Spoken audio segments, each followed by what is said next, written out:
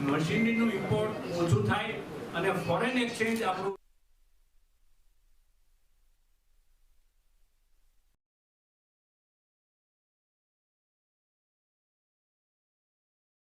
વધારે ગ્રોથ મેળવી શકીએ એવો આશય છે ને એના કારણે મશીનરીનું ઇમ્પોર્ટ એનો સ્ટેક આખા ભારતની ઇકોનોમીમાં ઇકોનોમીમાં